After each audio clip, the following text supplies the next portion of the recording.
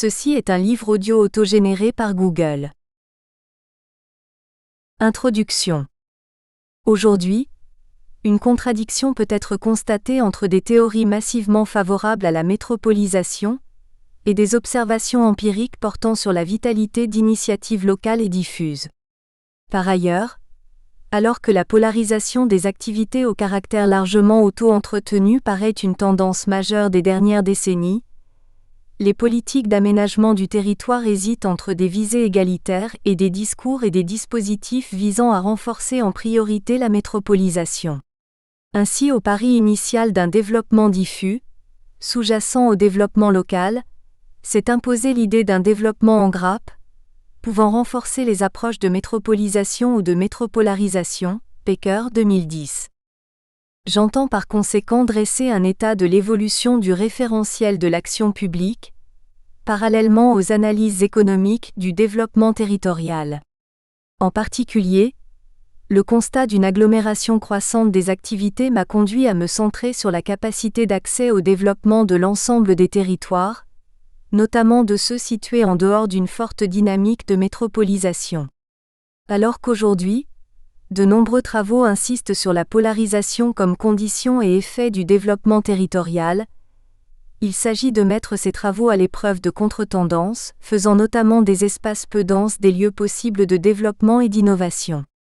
Il s'agit aussi d'analyser l'évolution de cadres d'action publique souvent conçus dans une logique d'équité, et qui se confrontent, aujourd'hui plus qu'hier, à un impératif d'efficacité. Mes travaux cherchent donc à dégager les alternatives à la métropolisation, dans une logique de complémentarité et non d'opposition, et à soutenir un éloge de l'arrière appréhendé comme un espace de ressources, juin 2016. Je me suis attaché en particulier à mettre en avant, Doré, 2010-2007, les marges de manœuvre des territoires en dehors des tendances à la métropolisation et des approches théoriques de la NEG, Nouvelle économie géographique. Notamment, face aux tendances lourdes à la polarisation, les aménités, qu'on peut définir comme les qualités agréables d'un lieu, sont susceptibles de constituer un cadre favorable à l'attraction d'entreprises qui suivraient ainsi les ménages, dans un contexte de recherche de main-d'œuvre de plus en plus qualifiée. Doré, 2007. J'ai souligné également les opportunités présentées par l'étalement urbain, du point de vue de l'attractivité retrouvée des zones rurales, mais aussi les risques environnementaux et les limites économiques et sociales de l'économie résidentielle, Doré, 2009.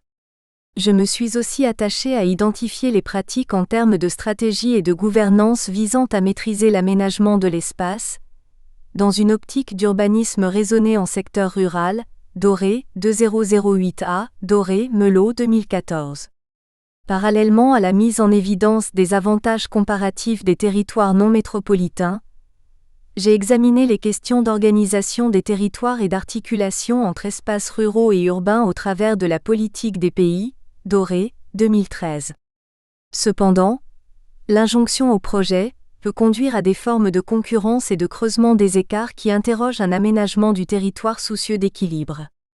Les politiques de soutien des territoires évoluent en effet d'une contractualisation généralisée à un soutien sélectif, voire à une logique concurrentielle. L'objectif du développement local est avant tout de favoriser la capacité politique territoriale, Pasquier 2012, page 41, qui peut être défini comme un processus de définition d'intérêts, d'organisation et de coordination de l'action collective, vision partagée du territoire, coalition territoriale d'acteurs, régulation au travers des dispositifs d'action publique. En effet, le potentiel de développement d'un territoire repose sur sa capacité à puiser dans toute la diversité de ses ressources et histoires humaines, Gilly, 2015. On rejoint ici la notion de capacité, développée par Hassen 2010, qui prend en compte non seulement les moyens d'existence, l'accès aux biens, mais les possibilités réelles d'existence, aptitude autonome de chacun et capacité à transformer les biens premiers en bien-être. Il s'agit en réalité de considérer les ressources comme un construit social, et il y a la nécessité de ressources humaines pour activer des ressources matérielles et économiques, objectives, ainsi qu'immatérielles. Les actifs sont en effet des facteurs en activité, utilisés, alors que les ressources sont des facteurs à révéler, à exploiter et à organiser, Colty-Pecker 2005. Par conséquent, les ressources, Gumuchian-Pecker 2007, ne sont un véritable potentiel pour le territoire que si, au-delà de leur identification, elles ont été révélées. Les ressources et les actifs intentionnels, Samaganova-Sanson 2007, sont celles qui naissent des stratégies voulues des acteurs, et la notion de ressources construites renvoie à l'intentionnalité de leur construction. Les ressources n'apparaissent qu'au moment des combinaisons des stratégies pour résoudre un problème inédit, Colty-Pecker 1993. D'où l'importance des compétences, de l'entrepreneuriat, des représentations, qualité de vie, du rôle du politique, leadership politique et du capital social. Il s'agit en particulier de promouvoir l'innovation sociale et organisationnelle, comme réponse nouvelle à des besoins sociaux, au-delà de l'unique innovation technologique, mais la permettant sans opposer les deux. Le présent ouvrage s'articule donc autour de deux parties. La première porte sur les tendances lourdes à la polarisation, 3 premiers chapitres. Le second vise à analyser les capacités de développement des territoires hors métropolisation, 3 derniers chapitres. Dans un premier chapitre, nous examinons les définitions françaises de l'aménagement du territoire depuis les années 1950. L'aménagement du territoire à la française est souvent perçu comme une approche guidée par la recherche de l'équité, plus que de l'égalité, et de l'équilibre, de la diffusion à l'encontre de la concentration. Or, l'examen historique des politiques révèle une attention constante au souci de l'efficacité et de la performance économique, en s'appuyant notamment sur des approches de polarisation. La donne a principalement été modifiée avec le changement de modèle de développement économique depuis la fin des Trente Glorieuses. Alors que jusque-là il s'agissait d'optimiser la croissance sur l'ensemble du territoire national, désormais l'emporte la recherche des nouveaux ressorts de la compétitivité, notion de plus associée à l'attractivité des lieux. Dans ce contexte, l'aménagement du territoire apparaît aux yeux d'un certain nombre d'économistes comme un frein à la croissance dont il suffirait seulement d'organiser ultérieurement la redistribution, dans le cadre notamment d'une économie résidentielle. Par ailleurs, l'approche actuelle reprend certes les mêmes thématiques que dans les années 1960, métropole, villes petites et moyennes, espaces ruraux, mais avec des différences fortes tenant aux mobilités croissantes des populations, au développement considérable des communications, Internet, à la transformation des modes de vie et à l'élévation des niveaux d'éducation et de qualification. Dans un second chapitre, nous expliquons que l'intérêt pour les métropoles s'est affirmé dès les années 1960, notamment avec la création des métropoles d'équilibre, et a ressurgi à partir de la fin des années 1990. Toutefois, les motivations se sont déplacées. Alors que les métropoles d'équilibre étaient justifiées pour structurer le désert français face à Paris, les métropoles sont invoquées aujourd'hui essentiellement pour favoriser l'inscription mondiale de l'économie française et renforcer des foyers d'innovation bénéficiant au maximum des externalités positives résultant de la concentration, confère rapport Saint-Étienne 2009. À la conception d'une armature urbaine fortement hiérarchisée, confère travaux de M. Rochefort, 1963, s'inspirant du schéma de W. Cristallet, 1938, implicitement présente dans l'approche des métropoles d'équilibre, s'est substituée une approche de métropole en réseau et marquée par le déséquilibre interne, ségrégation et externe, étalement urbain et aspiration des fonctions des villes inférieures. Au rééquilibrage a succédé la priorité d'organisation des gouvernements et gouvernances d'agglomération, afin de renforcer leur poids en réduisant notamment leur fragmentation interne. Dans un troisième chapitre, nous exposons que les avantages de la concentration géographique des activités ont été mis en évidence dès la fin du XIXe siècle par A. Marshall au travers des économies externes locales, au lieu des économies d'échelle, et d'une atmosphère industrielle favorable à la diffusion de connaissances tacites. Nous examinons comment les intuitions marshalliennes ont pu être complétées par différentes approches s'étant affirmées à partir des années 1950. La notion de pôle de croissance, développée par F. Pérou, 1955, ainsi que par A. O. Hirschman, 1958, insistera sur le caractère déséquilibré de la croissance et sur les effets de propagation. Enfin, Plus récemment, la théorie des grappes de M. Porté s'inscrit dans une analyse de la chaîne de valeur et met en avant l'importance d'un environnement favorable et des interactions. La mise en valeur des effets d'agglomération va recevoir le renfort de la nouvelle économie géographique, NEG, qui s'est affirmée à partir du travail de modélisation de P. Krugman considérant les théories antérieures, notamment à Marshall ou à Hirschman, comme trop fumeuses. Ces travaux, rompant avec la théorie des avantages comparatifs, vont souligner la logique cumulative des effets d'agglomération au travers de rendements croissants d'adoption et de la dépendance du sentier. Se combinant avec la théorie de la croissance endogène, basée sur l'endogénéisation du progrès technique, la NEG va conclure que s'opposer à l'agglomération serait inefficace et condamner les politiques régionales de développement diffus. Mais cette approche a ses limites théoriques et empiriques, des économies d'agglomération, force de dispersion, relativisation de la surproductivité de la métropole parisienne, Bouba Olga Grossetti 2015. Dans un 4e chapitre, nous explicitons les avantages comparatifs des territoires non métropolitains, alors que les actuelles dynamiques métropolitaines sont fortement justifiées par des théories économiques massivement favorables à la polarisation des activités, notamment, approche articulant croissance endogène et nouvelle économie géographique. Les territoires non métropolitains doivent pouvoir marcher sur deux jambes, en combinant attractivité résidentielle et activité productive, et dépasser ainsi un dilemme efficacité-équité qui consisterait à juxtaposer pôles de compétitivité et espaces résidentiels. Au-delà des externalités négatives de la métropolisation, des économies d'agglomération, il s'agit ainsi d'examiner les facteurs favorables à la dispersion des activités économiques, à savoir l'existence de ressources au caractère immobile, agricoles et alimentaires principalement et d'aménités, patrimoine, paysage, une relative immobilité de la main-d'œuvre et des compétences spécifiques, par-delà des coûts de main-d'œuvre souvent inférieurs, un entrepreneuriat réactivé par des néo-résidents. Ceci conduit à se demander dans quelle mesure les préférences de localisation du facteur travail, en fonction principalement d'éléments du cadre de vie, peuvent favoriser des retournements de localisation d'entreprises. Dans un 5e chapitre, nous démontrons que les approches du développement local, nées à la marge, se sont imposées au cœur du système. Au départ, principalement initiées dans des territoires ruraux peu denses, selon des démarches militantes bottom-up, et se voulant en rupture avec le modèle dominant, le développement local a été très vite encouragé par l'État. Il s'est ensuite généralisé avec la montée en puissance des collectivités territoriales à la suite de la décentralisation administrative de 1982, et a été souvent perçu comme se substituant à l'aménagement du territoire. À partir des années 1990, il a été surtout promu comme partie intégrante d'un nouveau paradigme de redéveloppement fondé sur l'aptitude des milieux locaux à promouvoir l'innovation, Edalo, 1986, et l'engouement pour les districts italiens et autres clusters.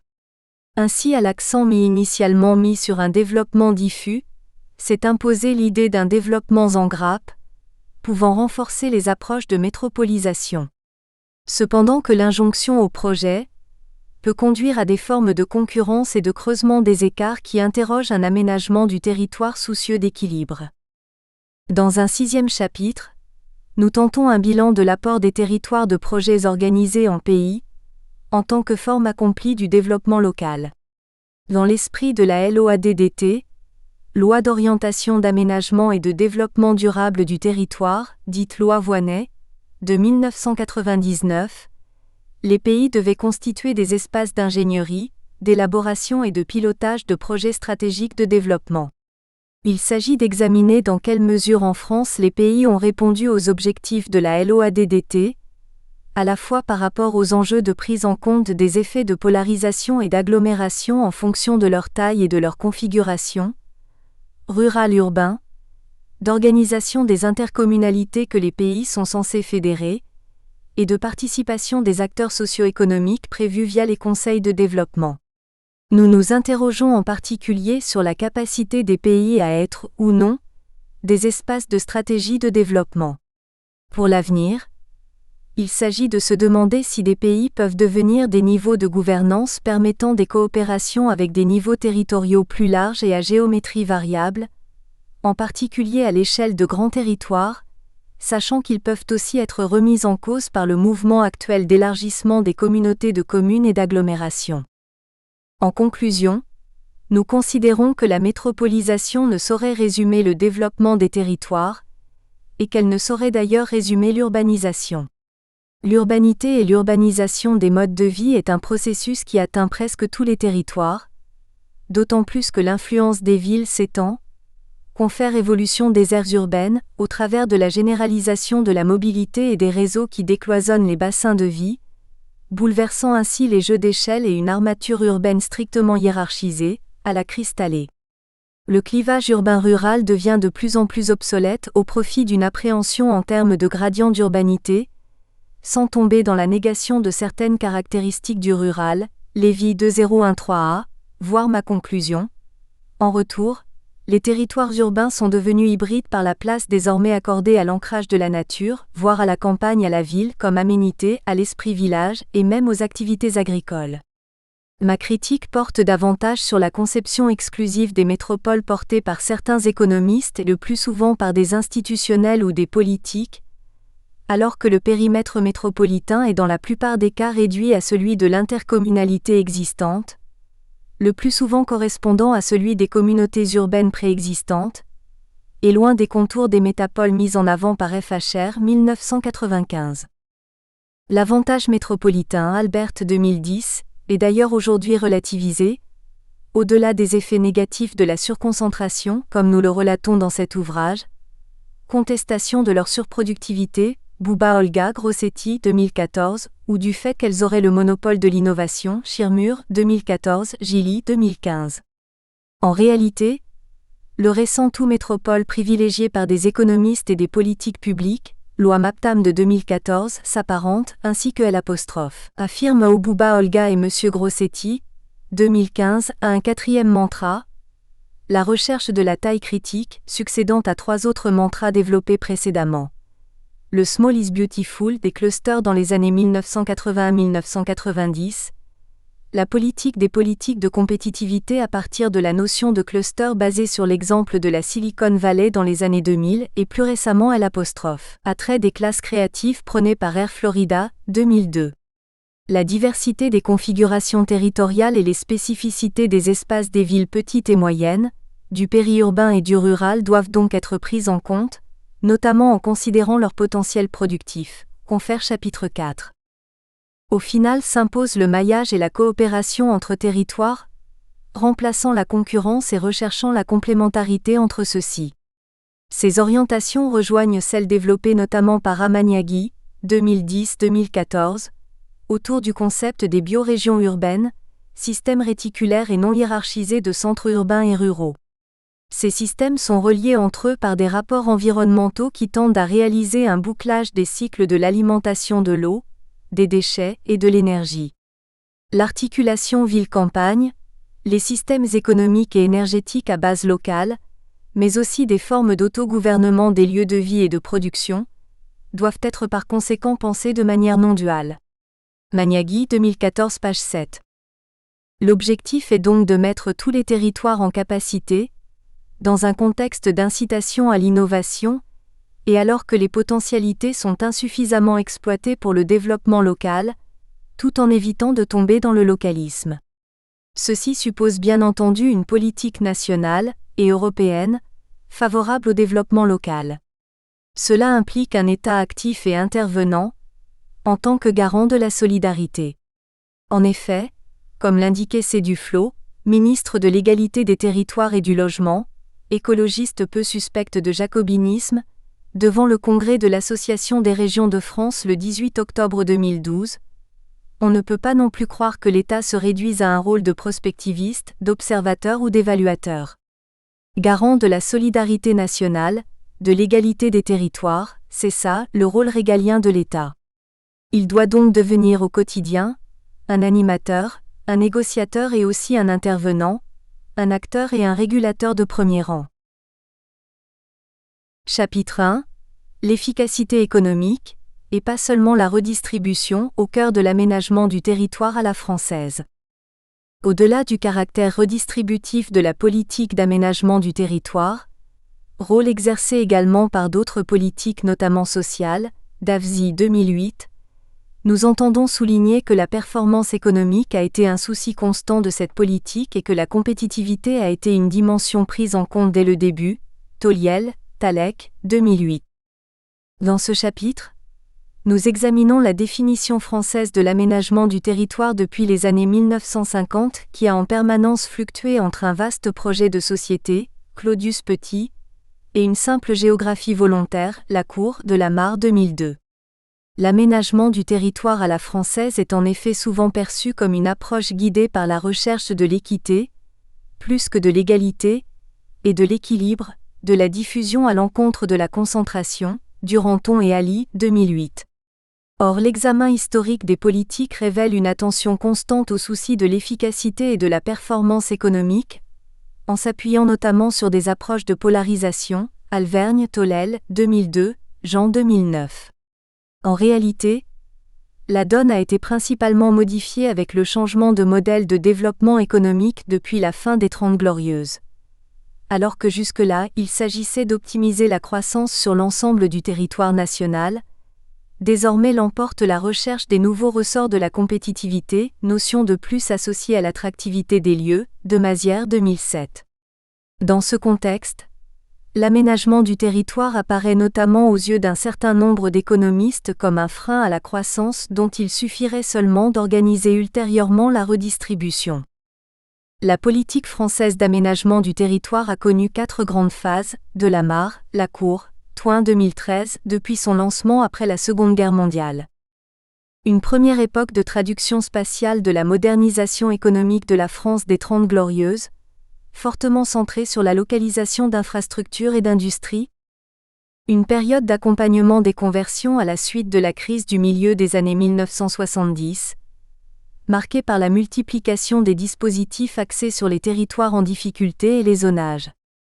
Une étape s'affirmant dans les années 1990, valorisant les démarches de développement des territoires, où les notions de projet et de réseau deviennent des références incontournables. Depuis le début des années 2000, une politique centrée sur la compétitivité basée sur la concentration des moyens et la mise en compétition des territoires, Béard-Estèbe, 2011. Avec la prise de conscience des effets de la globalisation, il s'agit pour l'État de s'extraire de l'exhaustivité territoriale pour mettre en œuvre une politique de puissance nationale, Béard 2010. Depuis le début des années 1960, la notion d'aménagement du territoire a ainsi beaucoup évolué en France, conduisant tour à tour à rechercher l'ordre, l'égalité ou l'excellence.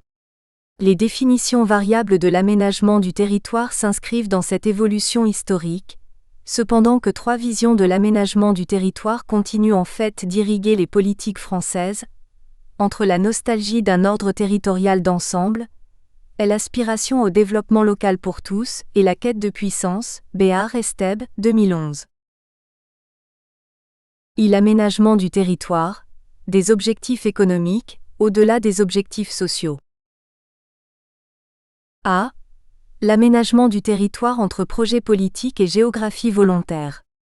Le que sais-je régulièrement réédité sur l'aménagement du territoire est co-signé par J. Monod, l'un des premiers délégués à l'aménagement du territoire et à l'action régionale. Castelbajac de Monod, première édition, 1971, renvoie à une définition d'aménager au sens de disposer avec ordre. S'inscrivant dans une filiation de J.F. Gravier, 1947, les auteurs affirment que l'aménagement du territoire, édition de 2006, doit assurer la liberté de l'emploi, afin de concilier développement, adaptation, compétitivité et besoin de sécurité. Préserver l'environnement, considérant notamment que dans ces fourmilières les conditions de vie deviennent insupportables, destruction des espaces verts, bruit, pollution de l'air et de l'eau, et que la grande ville engendre la solitude, l'agressivité. Réduire les dépenses publiques, par une meilleure prise en compte des coûts pour la collectivité des décisions d'investissement privées, compte tenu que les grandes métropoles grèvent les finances publiques. Coût par habitant des services publics plus élevés au-dessus de 200 000 habitants selon des études américaines toutefois non référencées, prix de la main-d'œuvre, charges foncières. L'ouvrage, page 25, n'hésite pas à rappeler une affirmation de R. Poincaré, président du Conseil, en 1928. Si la population parisienne augmente encore, il en résultera un grand danger social et la situation pourrait devenir irréparable.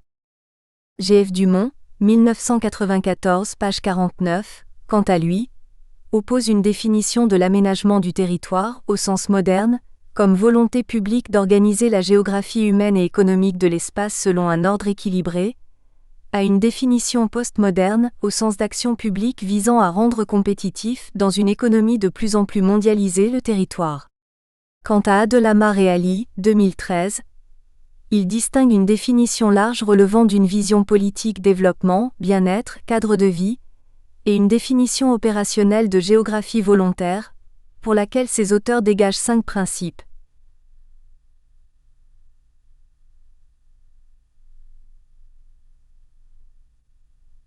Répartition et redistribution, création, réparation, protection de l'environnement, compensation. B. De l'égalité à l'équité, justice et capacité. Il y a un enjeu de justice caché dans les plis de la géographie volontaire qu'est l'aménagement du territoire, soutient Laurent 2013, dans son rapport vers l'égalité des territoires, 2013, à la ministre de l'égalité des territoires et du logement, qui cite Gigi Rousseau. C'est précisément parce que la force des choses tend toujours à détruire l'égalité que la force de la législation doit toujours tendre à la maintenir. Pour Gebenko 2001 page 6, la définition la plus simple et la plus juste de l'aménagement du territoire est la justice spatiale ou la justice géographique. Alors que la politique sociale a comme préoccupation la justice sociale, la politique régionale est centrée sur l'équilibre et l'équité dans l'espace. Il s'agit de donner la même condition de vie à tous les citoyens indépendamment de leur localisation, accès à l'emploi, à la culture, à éducation, aux équipements collectifs, au transport, etc. L'aménagement du territoire et la recherche de justice spatiale sont également considérés comme strictement équivalents par Ali Pietz, 1999. Hors des travaux confère. Lavzi, 2008, ont montré que cette justice spatiale est en fait réalisée ultérieurement par des mécanismes de solidarité interpersonnelle aspatiaux, ce qui peut introduire une dichotomie entre un aménagement polarisé du territoire concentrant la production et un développement de l'ensemble des territoires basé sur la redistribution des revenus.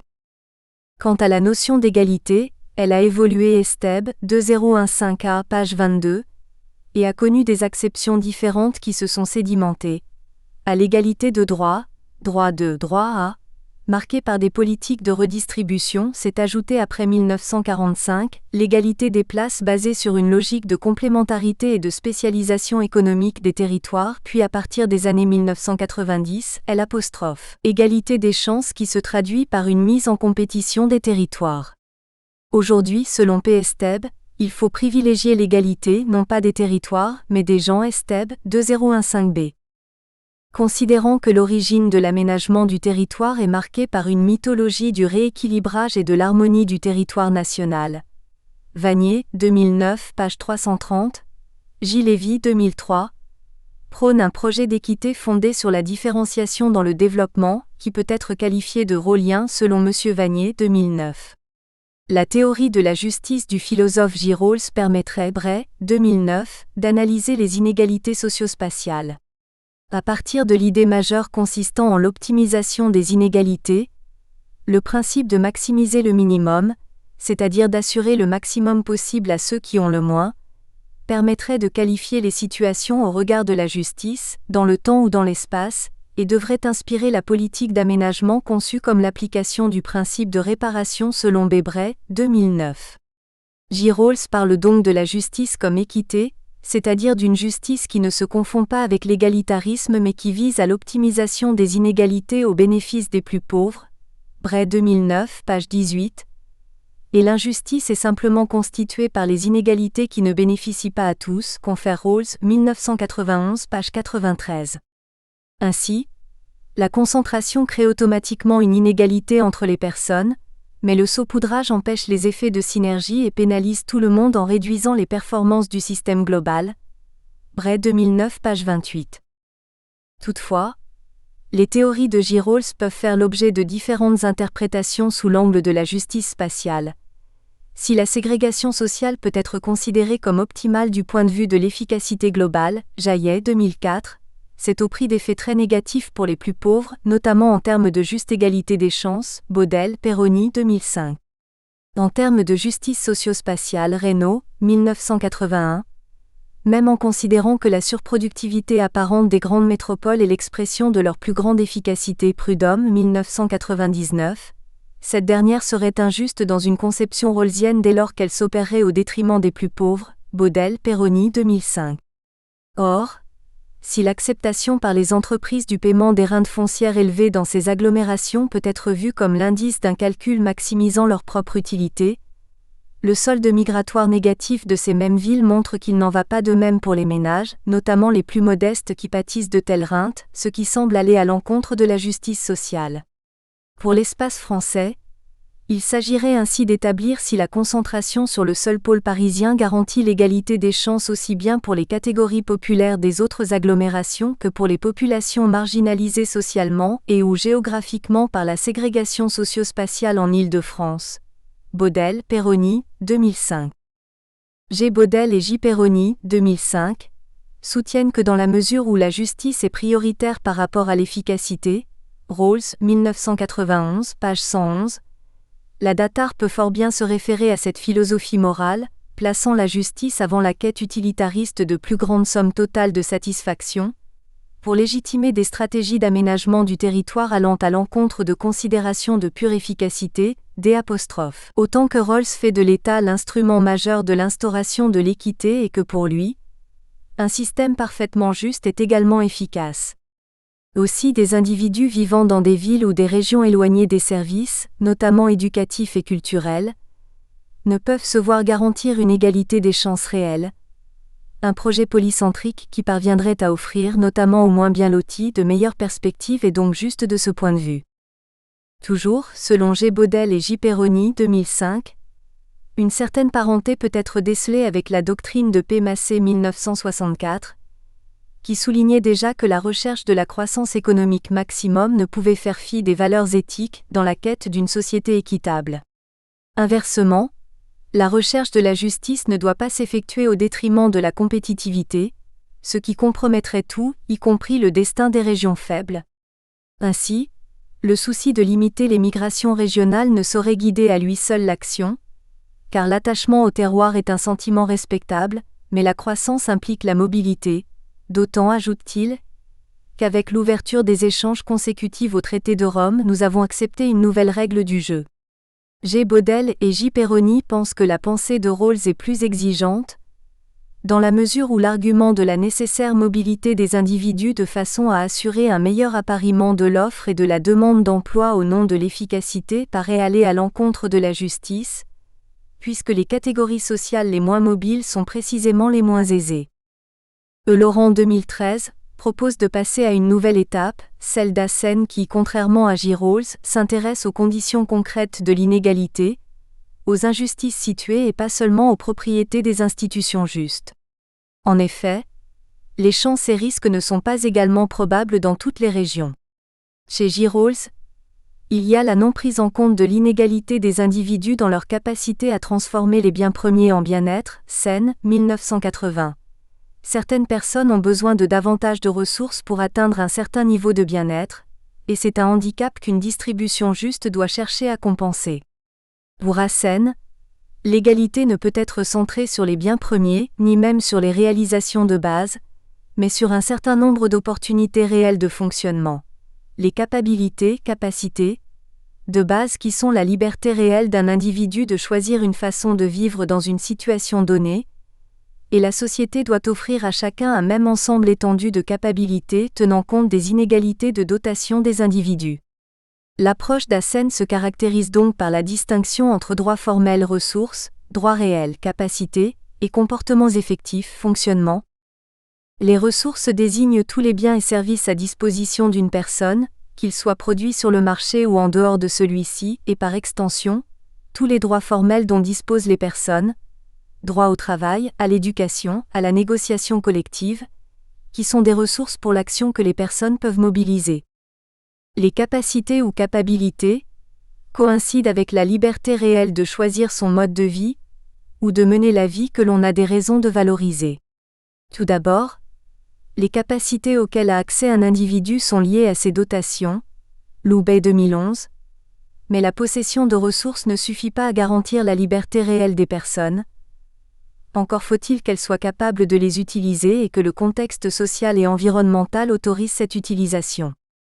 La capacité ou liberté réelle des personnes dépend donc autant de la possession de ressources que de la présence de facteurs de conversion favorables, concernant notamment les compétences et facultés des personnes et le contexte social et environnemental dans lequel elles évoluent. En conséquence, la diversité des individus par rapport à leur faculté de convertir les caractéristiques d'un bien en fonctionnement doit être prise en compte, c'est la notion de fonction de conversion, Loubet 2011. La notion de fonctionnement désigne la manière dont les personnes se comportent effectivement. En effet, le bien-être d'un individu dépend de sa capacité à transformer ses ressources en fonctionnement, Loubet 2011. Ainsi, au sein de la littérature concernant l'approche par les capacités, la question de l'évaluation porte sur les fonctionnements et pas sur les capacités, ce qui revient à évaluer la différence entre potentiel et réalisation, Loubet 2011. Pour Hassen, la justice ne consiste donc pas seulement à donner à tout l'accès à des biens privés mais aussi à augmenter les aptitudes autonomes de chacun. C'est l'approche par les capacités qui prend en compte non seulement les moyens d'existence mais les possibilités réelles de vivre, Sen, 2010. Laurent rappelle à cet égard le discours de G. Pompidou à l'Assemblée nationale du 26 novembre 1963, sur la nécessité d'une action de justice distributive dans la répartition des activités, et de donner au gouvernement le but de développer ou de chercher à développer les capacités et les aptitudes de ces territoires. De plus, l'approche par les capacités permet d'inscrire l'analyse dans un cadre plus large que celui du PIB, produit intérieur brut, focalisé sur la croissance, Loubet 2011. Récemment, M. Vanier, 2015, a suggéré de remplacer les mots égalité, conjugués avec le mot territoire, par les mots de réciprocité contractuelle entre les territoires. Il prend comme illustration les contrats de réciprocité entre métropoles et territoires ruraux, qui ont été lancés par un comité interministériel des ruralités en 2015 et qui concernent pour le moment 4 cas. L'intention est louable mais la difficulté sera de dépasser les tendances au nouvel égoïsme territorial, Davzi, 2015, qui guette les métropoles confrontées au financement de leur politique d'excellence et de gestion de leurs propres pauvres. On ne peut attendre de cette réciprocité qu'une action faiblement correctrice des inégalités, qui ne saurait remplacer une politique d'aménagement et d'égalité des territoires. Ainsi, pour le premier contrat de réciprocité signé entre Brest Métropole et le pays Centre-Ouest Bretagne, il n'y a pas d'argent à la clé, l'idée étant que chaque partenaire donne la priorité à ses projets dans ses propres dispositifs de financement, précise l'élu de la métropole de Brest en charge du dossier, Zapalski 2016. Il ne suffit pas non plus de mettre en avant la redistribution invisible opérée par l'économie résidentielle pour affirmer qu'elle compense les écarts de ressources entre territoires, Vanier, 2015, page 97, car cette redistribution s'effectue plutôt d'une part dans des rayons à courte distance, aires urbaines, et d'autre part profite à des zones souvent privilégiées, régions touristiques et littorales accueillant des retraités. Cette redistribution est aujourd'hui menacée par la crise des finances publiques, alors que la géographie volontaire aiguille les collectivités vers des politiques évitant des processus d'exclusion, dans un contexte d'aggravation des inégalités au niveau des micro-territoires urbains et ruraux, Brouan 2015. Ainsi les quelques 200 millions d'euros du FNADT, malgré leur relative modicité, peuvent jouer une capacité d'orientation des projets. M. Vanier en appelle à juste titre à l'hybridation des territoires et des réseaux, pour tenir compte du dépassement des frontières délimitant des espaces finis. Le problème est que malgré leurs travers, autocratisme, etc., un contrôle démocratique s'exerce sur le pouvoir des territoires alors que le capitalisme réticulaire des oligopoles y échappe très largement. Affirmer que c'est désormais au réseau de relayer la responsabilité de la solidarité, Vanier 2015 page 52, laisse par conséquent dubitatif pour ce qui est d'assurer l'accessibilité aux services, d'autant plus que les populations les plus fragiles et les plus âgées, au nombre croissant, sont les moins mobiles ou au mieux ne déménagent que vers des territoires allant un peu mieux proches, confère Davzy, 2012 pp 98 à 99. C. Une attention constante à la performance économique. Alors que les choix britanniques d'aménagement du territoire peuvent être qualifiés de relevant de modèle social, et ceux de l'Allemagne de modèle écologique, les choix français sont plutôt animés par une rationalité économique selon N. de Montrichet, 1995, même si ces choix ont varié dans le temps. Alvergne, Tolel, 2002, page 13.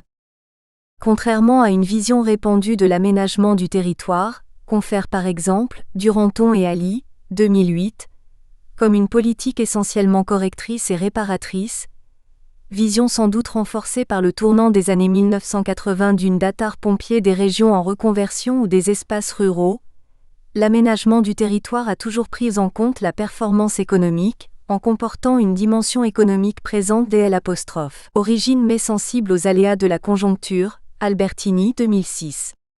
Déjà l'instruction de Colbert aux intendants de 1663, Alvergne-Musso 2003, leur demandait d'examiner si les habitants s'appliquent non seulement à bien cultiver, mais même à connaître ce à quoi leurs terres sont les plus propres, et s'ils entendent la bonne économie, et s'intéressaient au commerce et aux manufactures comme moyen d'attirer les richesses au-dedans du royaume. Caractérisant la politique française d'aménagement du territoire comme étant essentiellement un magistère de la boussole, pour reprendre l'expression d'Auguichard à propos de la datar, et de politique de conviction et d'orientation, compte tenu de ses moyens peu considérables, F. Tolel, 2009, affirme que l'aménagement du territoire a toujours veillé à garantir la cohésion du territoire et l'aide aux espaces les plus dynamiques, essayant d'articuler des notions de solidarité et de performance. Depuis 1945, la philosophie française de l'aménagement du territoire a toujours reposé sur deux logiques apparemment opposées. La recherche quasi mythique d'un équilibre territorial qui passe par un volet correctif, et le souci de la performance en appuyant les territoires les plus dynamiques pour positionner le territoire national dans un contexte européen et mondial, Tolel 2009 page 256. Les outils de base alternent zonage et polarisation. Avec les zonages, l'État fixe des priorités territoriales par grands ensembles géographiques alors qu'avec les pôles, c'est la concentration des moyens sur de petits territoires qui est au cœur de la démarche, Barthes, Tolel 2013. Au cours des années 1955 à 1980, l'État va alterner entre deux stratégies.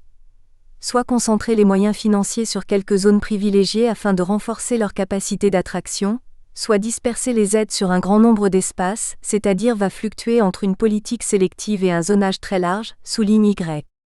Jean 2009, page 248, qui cite l'exemple suivant.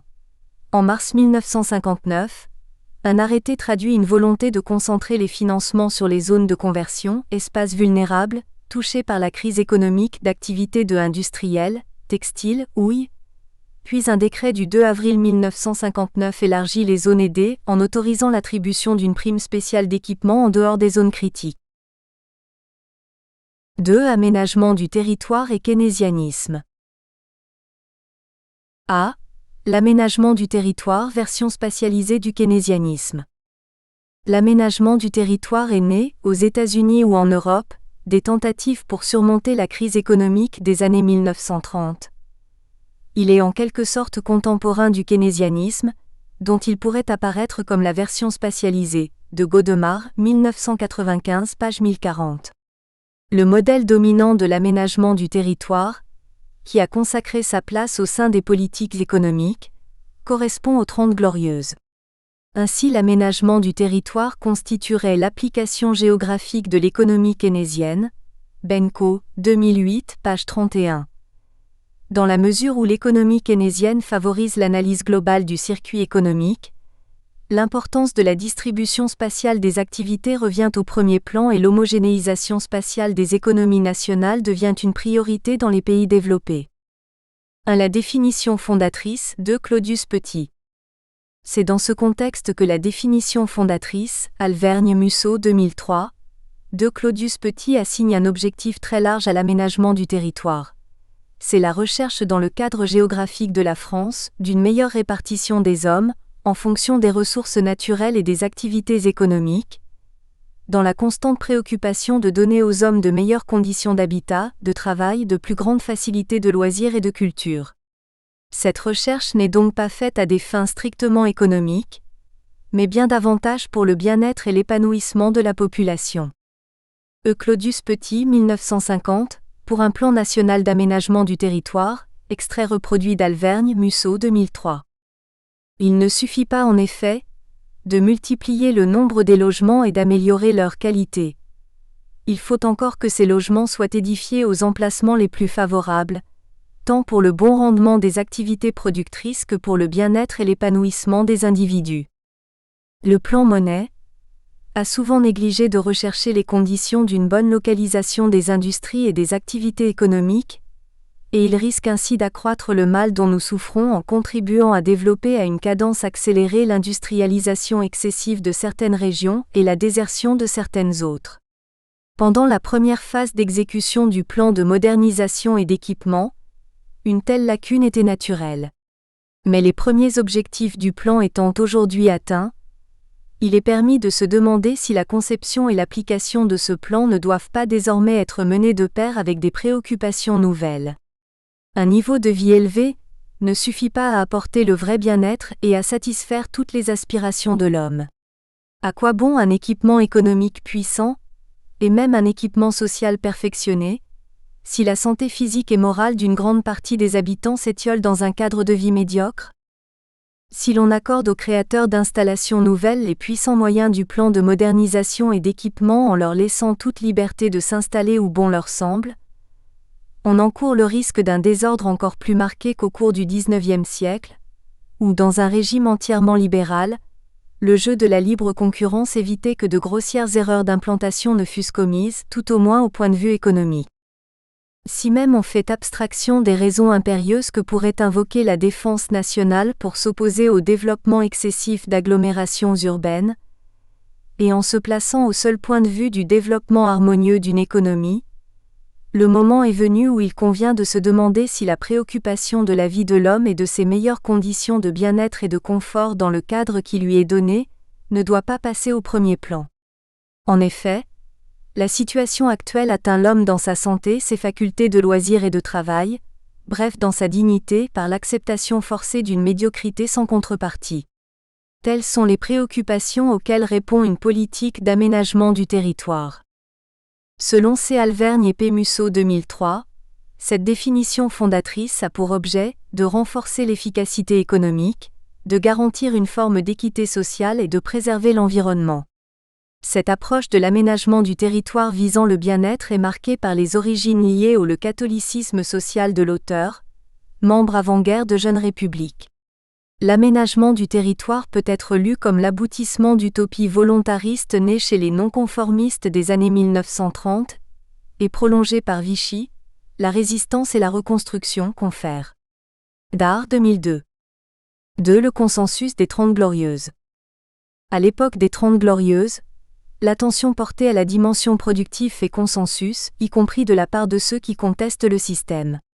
Ainsi, alors qu'il est à l'époque le principal théoricien du PCF en matière d'aménagement du territoire et qu'il affirme que l'aménagement du territoire constitue la couverture d'une mainmise accentuée des monopoles sur la vie nationale, F. Damet, 1969 page 18 et suivante,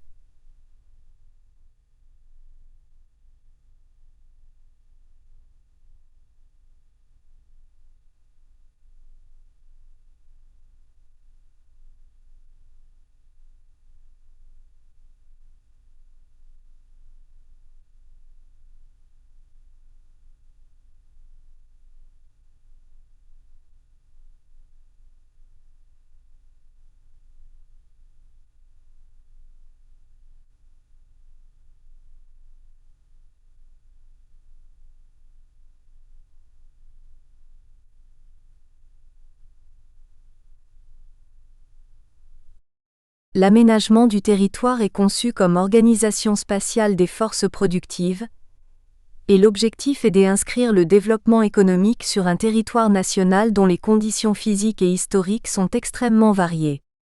F. Damet fixe ainsi 3 objectifs à l'aménagement du territoire. La distribution équilibrée des forces productives.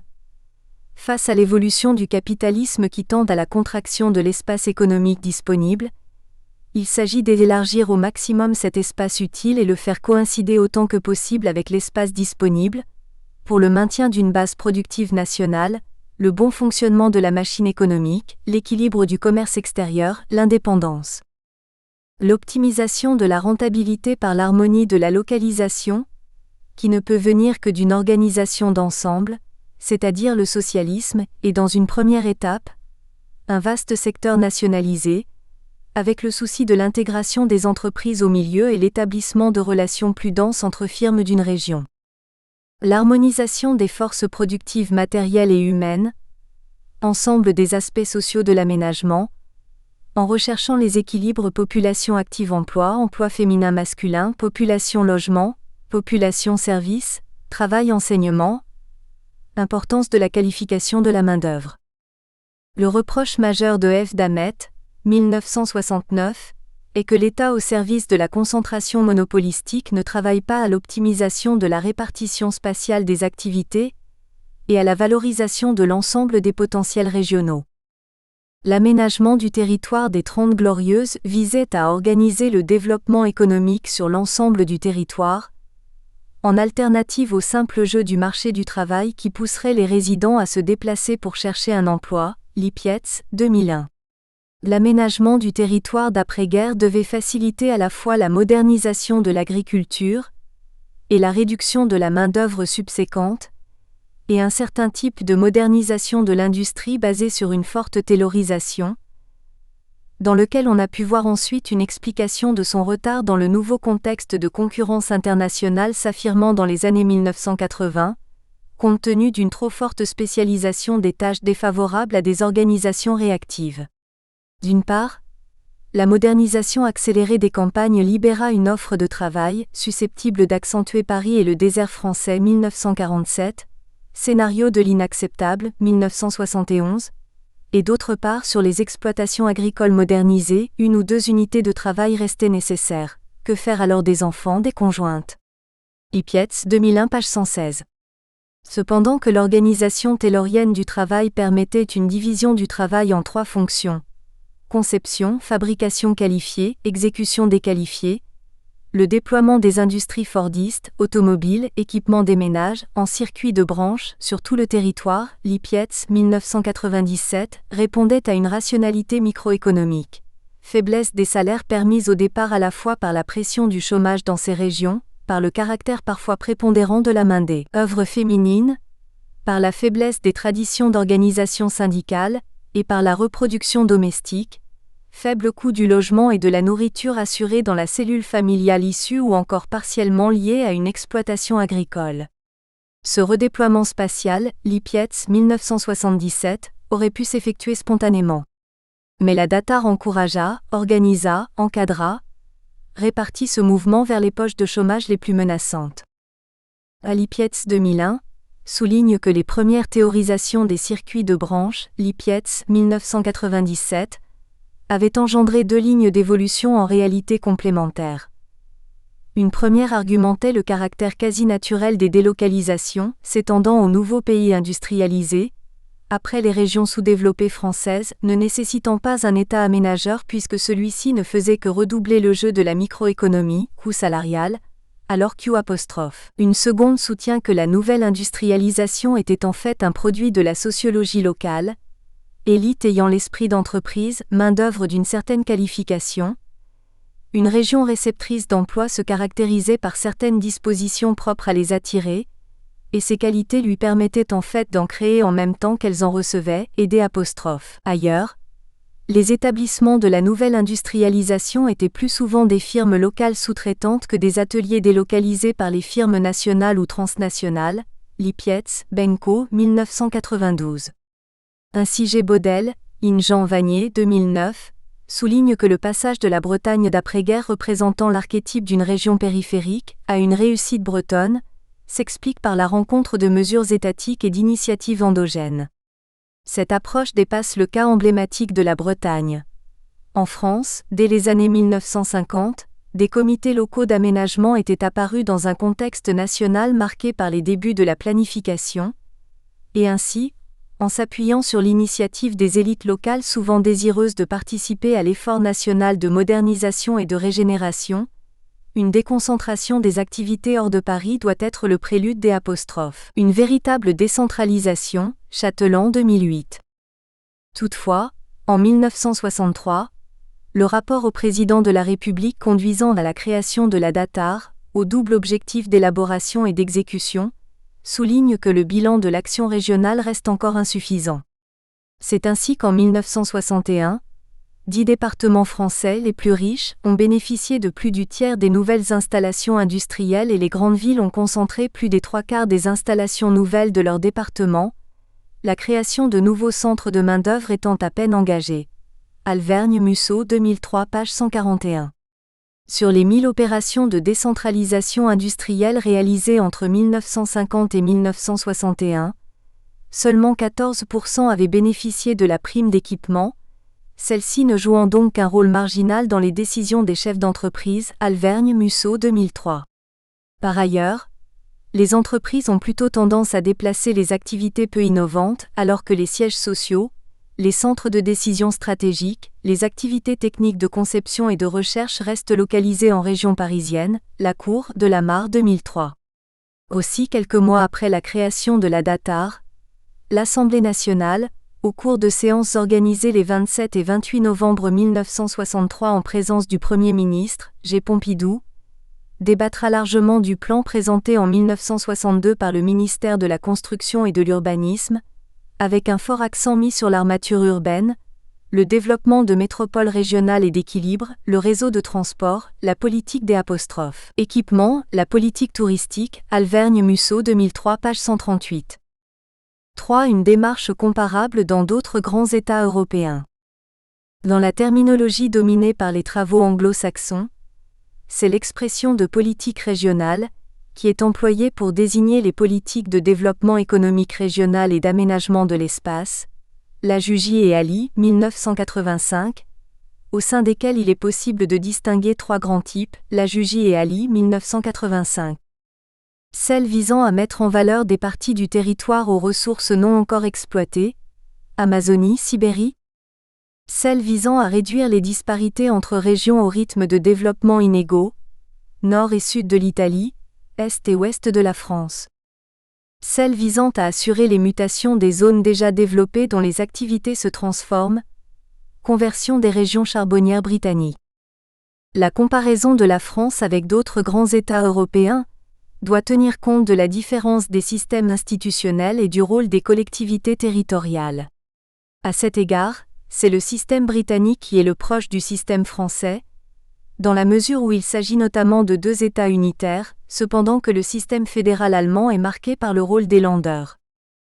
Au Royaume-Uni, Thomson 2002, une loi après la guerre 1939 à 1945, Town and Country Planning Act de 1947, lança une politique de résorption des disparités régionales par des aides aux régions à fort déclin industriel et un agrément des projets industriels dans les régions prospères. L'abandon de l'interventionnisme keynésien interviendra avec l'élection de M. Thatcher en 1979, dont le secrétaire d'État à l'environnement considérait que la politique d'aménagement constitue un frein à la reprise économique.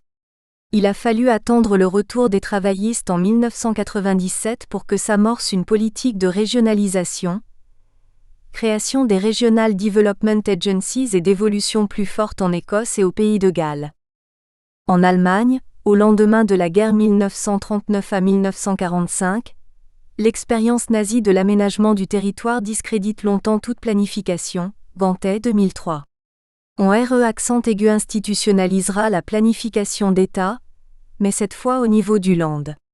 La loi fédérale de l'aménagement de 1965 donnera mission à l'État fédéral et aux landers d'assurer sur l'ensemble du territoire des conditions de vie et de travail saines et équilibrées. Elle fera obligation aux lenders d'établir des programmes d'aménagement du territoire. L'intégration de l'ex-Allemagne de l'Est en 1989 entraînera le défi de l'intégration des nouveaux lenders, sorte de mezzogiorno à prendre en charge, Non, 2001, par la correction d'inégalités économiques et de niveau de vie. En Italie, les principes des politiques spatiales en Italie demeurent dominés par la lutte pour le développement des régions méridionales, Labori 1979. Jusqu'en 1971 à 1972, toute la politique d'aménagement du territoire était orientée vers la politique de développement du Mezzogiorno conduite par l'État et son organisme centralisé, la Cassa per il Mezzogiorno. L'Italie est l'État qui aida le plus ces régions à problème des années 1950 jusqu'aux années 1990, Rivière, 2004. Après la promulgation de la loi régionale de 1970, les pouvoirs régionaux ont pris peu à peu en main l'aménagement et le développement économique. On peut ainsi observer les rôles essentiels des États jusqu'aux années de crise, puis des gouvernements de l'aménagement plus complexes avec des rétractations dans le rôle des États, non 2001, à l'exception particulière de l'Allemagne confrontée aux disparités résultant de sa réunification. B. L'aménagement du territoire bousculé par la crise du keynésianisme. 1. Les remises en cause.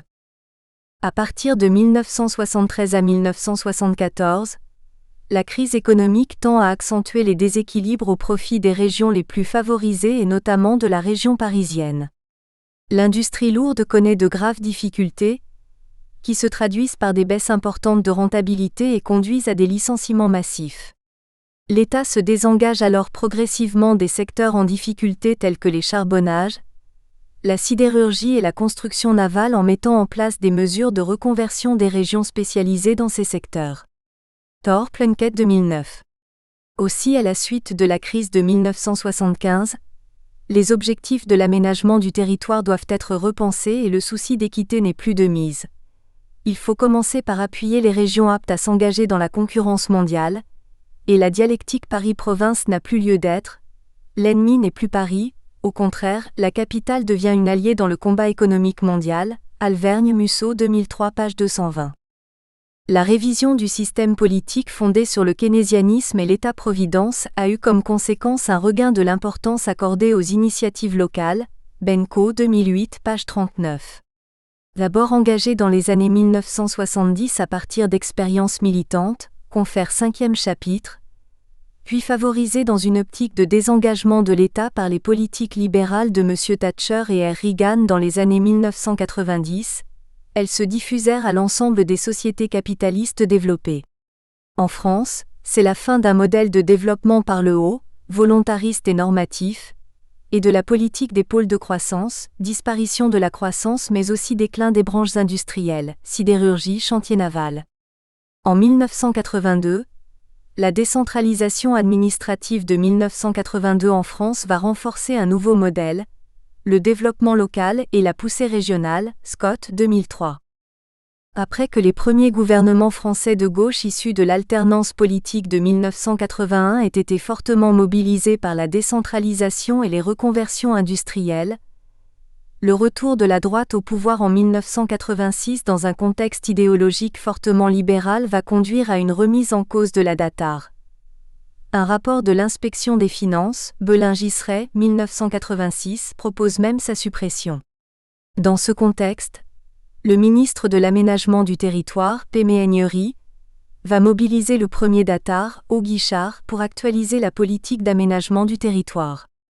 Auguichard, dans ses propositions pour l'aménagement du territoire de 1986, considère qu'à l'aménagement extensif qu'autorisait ce type de croissance, des 30 glorieuses, va succéder un aménagement plus intensif, plus sélectif, aidant à répartir sur le territoire les points d'ancrage d'un nouveau développement. À cet effet, il préconise un maillage de points forts du développement, pour viser notamment des effets de proximité au profit en particulier des PME de haute technicité et à vocation nationale ou internationale, et un État qui, soucieux du double impératif du développement et de la solidarité, tend à favoriser l'émergence des pôles d'un nouveau développement et à les organiser en réseau, ce qui constitue l'amorce d'une réaffirmation des pôles de croissance au détriment d'un développement local diffus. 2. La décennie 1990, le temps des lois.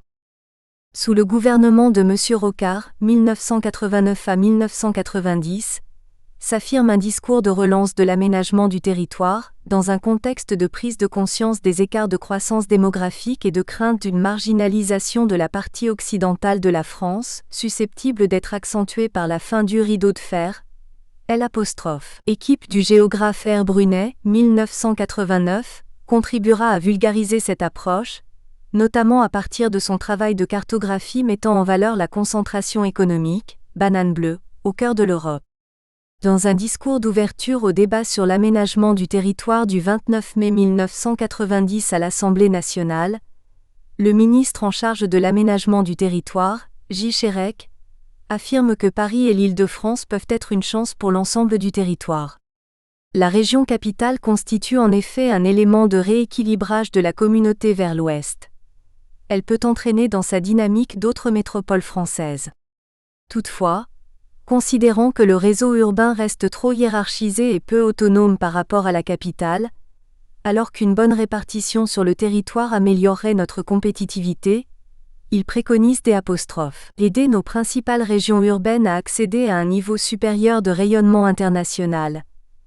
Ce choix concernait une dizaine de grandes agglomérations, devant mener des stratégies différenciées et complémentaires, et inscrites dans des réseaux de villes y associant des villes intermédiaires à une échelle régionale ou interrégionale. Une mise en sourdine de cette approche sélective au profit d'une priorité en faveur du monde rural se manifestera lors du débat national pour l'aménagement du territoire de 1993, impulsé par le ministre C. Pasqua sous le gouvernement Balladur et dans un contexte préélectoral de concurrence pour le leadership présidentiel à droite entre Balladur et J. Chirac. Ce contexte favorisera l'expression de lobbies d'élus ruraux, Sénat, Conseils généraux, et du syndicat agricole majoritaire Mazet 2000 page 45. La loi du 4 février 1995 d'orientation pour l'aménagement et le développement du territoire sera placée sous le mot d'ordre de lutte contre la fracture sociale et territoriale. Ainsi l'exposé des motifs de la loi affirme: en cette fin de siècle où les moyens de communication et de transport réduisent les distances, tout miser sur le seul développement de quelques agglomérations serait déséquilibrer davantage encore le territoire, aller à l'encontre de la solidarité nationale, compromettre toute idée de développement durable sans améliorer, bien au contraire, la place de la France dans la compétition internationale, car les grandes cités génèrent des coûts collectifs élevés. Pour utiliser au mieux les ressources disponibles et renforcer la cohésion, il faut rééquilibrer la répartition des moyens tout à la fois en direction des quartiers en difficulté et des villes petites et moyennes qui maillent tout le territoire de la France et organisent son espace rural, d'où l'importance nouvelle accordée à ce maillon intermédiaire entre la métropole et la campagne qui est au cœur de la stratégie de reconquête territoriale et de réunification nationale. Un travail de prospective des villes en 2010, Buisson et Ali, 1995, entrepris dans le cadre des travaux Prospective et Territoire de la DATAR et basé sur la représentation de plus de 150 experts, préconisait le renforcement de l'armature urbaine de la France. S'il s'accordait sur la nécessaire limitation de la région parisienne, il proposait, par souci de favoriser les économies d'agglomération hors de l'Île-de-France dans des cadres de vie plus attrayants, le développement des villes petites et moyennes et la dynamisation des métropoles régionales. Déric, Salé, 1995. Mais P. Déric et A. Salé relèvent que les prises de position des experts n'apparaissent ni dans les conclusions du débat, compte rendu de la deuxième phase du débat, juin 1994, ni dans les orientations de la loi, qui a largement mis l'accent sur la solidarité, les espaces ruraux, les pays. La LOADDT, Loi d'orientation d'aménagement et de développement durable du territoire, dite loi Voynet, du 25 juin 1999, votée sous le retour de la gauche au pouvoir, va fixer 4 choix stratégiques, art. 2. À la politique d'aménagement et de développement durable du territoire. Le renforcement de pôles de développement à vocation européenne et internationale, susceptibles d'offrir des alternatives à la région parisienne. Le développement local, organisé dans le cadre des bassins d'emploi et fondé sur la complémentarité et la solidarité des territoires ruraux et urbains, qui favorise au sein de pays présentant une cohésion géographique, historique, culturelle, économique et sociale, la mise en valeur des potentialités du territoire en s'appuyant sur une forte coopération intercommunale et sur l'initiative et la participation des acteurs locaux. L'organisation d'agglomérations favorisant leur développement économique, l'intégration des populations, la solidarité dans la répartition des activités, des services et de la fiscalité locale ainsi que la gestion maîtrisée de l'espace. Le soutien des territoires en difficulté, notamment les territoires ruraux en déclin, certains territoires de montagne, les territoires urbains déstructurés ou très dégradés cumulant des handicaps économiques et sociaux, certaines zones littorales, les zones en reconversion, les régions insulaires et les départements d'outre-mer, régions ultrapériphériques françaises. Si l'article 1 de la LOADDT de 1999 se place dans une perspective d'équité spatiale, les choix stratégiques définis dans l'article 2 nuancent cette appréciation. Si le développement local au sein de pays et le soutien des territoires en difficulté figurent parmi ces choix, les deux autres stratégies retenues, renforcement de pôles de développement à vocation européenne et internationale et organisation d'agglomération, apparaissent plus marquées par la recherche de l'efficacité et un plus grand équilibre entre la réduction des disparités et l'accompagnement des tendances spontanées à la polarisation semble se dessiner. Gérard Varret, Mougeot 2001. On peut toutefois remarquer que sur 4 de ces objectifs, les 3 premiers sont fondés à différents niveaux géographiques sur des logiques d'organisation, de polarisation et de maillage, alors que seulement le dernier vise à compenser des situations de handicap. Ainsi, l'objectif de la LOADDT de l'émergence du pays comme nouvel échelon de régulation, basé sur le présupposé d'efficacité améliorée par la proximité, remplace ou tout du moins complète les conceptions antérieures qui s'appliquaient à intervenir uniformément sur l'ensemble de la nation, ou sur des portions d'espace homogènes du point de vue des handicaps, par transfert de ressources publiques, Aubert et Ali, 2002. 3. L'approche européenne. Au niveau européen, l'Union européenne s'est limitée à la mise en œuvre de la politique régionale, considérant que l'aménagement du territoire demeurait une compétence des seuls États membres. Il s'agit pour l'essentiel d'une politique d'aide et d'appui à des objectifs régionaux clairement identifiés, Guigou 1995b. Dès 1957, les États signataires du traité de Rome mentionnèrent dans le préambule la nécessité de renforcer l'unité de leurs économies et d'en assurer le développement harmonieux en réduisant l'écart entre les différentes régions et le retard des moins favorisés. Il s'agissait d'agir contre les formes de concurrence dans le marché commun, Pérou 1958, qui renforçait les principaux pôles de développement. Mais il faudra attendre 1975 pour que soit créé le Fonds européen de développement régional, FEDER, notamment sous l'influence du Royaume-Uni dans un souci de retour de sa contribution au budget communautaire, la Jugy et Ali, 1985.